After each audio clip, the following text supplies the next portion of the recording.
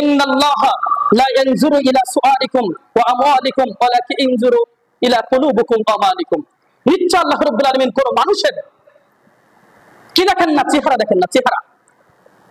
তুমি কত উঁচুতা যায় এটা দেখবেন আল্লাহ, তুমি লম্বা নাকি ভেটে এটা দেখবে না, তুমি কত সুন্দর পরিষ্কার নাকি কালো এটা দেখবে না, তোমার কত সুন্দর চেহারা কি কুৎসিত চেহারা এটা দেখবেন আল্লাহ। তোমার কত সম্পদের মালিক, তুমি 10তলা বিল্ডিং এর মালিক, 10টা বিল্ডিং এর মালিক, 100 বিঘা সম্পদের মালিক, কোটি কোটি টাকার সম্পদ তোমার, এসব কিছু আল্লাহর কাছে কোনো মূল্য নেই।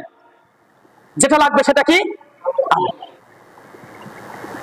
তাই আল্লাহ নবী সাল্লাল্লাহু আলাইহি ওয়াসাল্লাম বলে দিচ্ছেন যে আল্লাহ রাব্বুল আলামিন নিশ্চয়, আল্লাহ রাব্বুল আলামিন নিশ্চয়, আল্লাহ রাব্বুল আলামিন কোন মানুষের চেহারা দেখেন না, কোন মানুষের মাল সম্পদ দেখেন না। যেটা আল্লাহ পাক রব্বুল আলামিন দেখেন সেটা হচ্ছে মানুষের অন্তর এবং মানুষের আমল। কোন নিয়তে কোন অন্তরে সে ওই আমলটা করেছে, কোন নিয়তে কোন অন্তরে কি করেছে, ওই আমলটা করেছে, এতটুকু দেখবে শুধু।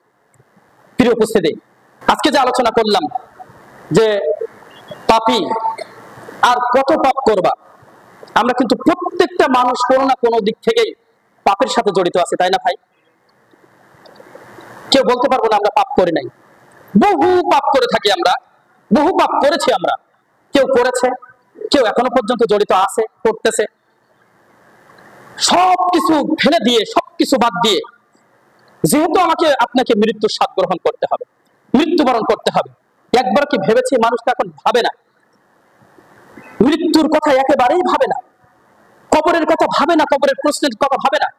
কিয়ামতের দিন যে বিভীষিকাময় ময়দান, যেদিন একটা মাত্র নেকির জন্য সন্তান তার বাবার কাছে যাবে, বাবা তার সন্তানকে চিনবে না, সন্তান তার মায়ের কাছে যাবে, মা তার সন্তানকে চিনবে না, ওই বন্ধু তার বন্ধুর কাছে যাবে, বন্ধু তার বন্ধুকে চিনবে না।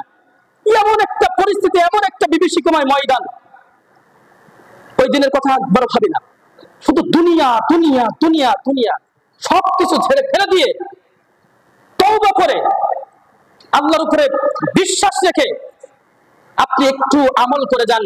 আর ওই আমলটা হবে আল্লাহ রাসূল সাল্লাল্লাহু আলাইহি সাল্লাম যা দিয়েছেন, ঠিক যেভাবে দিয়েছেন, ঠিক ওইভাবেই আমাদেরকে করতে হবে ইনশাআল্লাহ।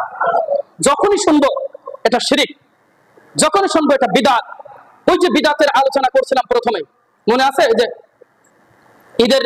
ঈদকে কেন্দ্র করে আজকে কি কি করা হচ্ছে, তাই না? আল্লাহ রাসূল সাল্লাল্লাহু আলাইহি সাল্লাম বলছেন লানাতুল্লাহি, ওদের উপরে আল্লাহর লানত, আল্লাহর অভিশাপ। যারা বিদআত করে, যারা বিদআত করে তাদের উপরে কার অভিশাপ? আল্লাহর অভিশাপ। ও মালাইকাতি, ফেরেশতাদের অভিশাপ। ওয়ান নাসি আজমাইন, এবং পুরো মানব জাতির অভিশাপ যারা বিদআত করে। যখনই শুনবো এটা বিদআত, সাথে সাথে এটা ছেড়ে দেব। যখন শুনবো এটা শিরক, সাথে সাথে এটা ছেড়ে দেব। আমরা শিরকের বিষয়ে আলোচনা করেছিলাম, তাবিজ তুমারের বিষয়। কারণ তো আলহামদুলিল্লাহ মনে করি, আমি বিশ্বাস করি আমার এই আলোচনা শোনার পরে কেউ আর ওই তাবিজ রাখবে না, যদি সে ঈমান নিয়ে মৃত্যুবরণ করতে চায়। বোঝেন নাই? যদি সে ঈমান নিয়ে মৃত্যুবরণ করতে চায়, তাহলে সে কি করবে না? সে আর তাবিজ গলায়, হাতে, মাজায় এগুলো আর বাঁধবে না। ওই অবস্থায় মৃত্যুবরণ করলে কিন্তু ঈমান নিয়ে আপনি মৃত্যুবরণ করতে পারবেন না। এক কথায় শেষ। আল্লাহ তাআলা আমাদের সকলকে এই যে আলোচনা করলাম, এই আলোচনা দিয়ে যেন উপকৃত করেন, আমরা বলি আল্লাহুম্মা আমিন।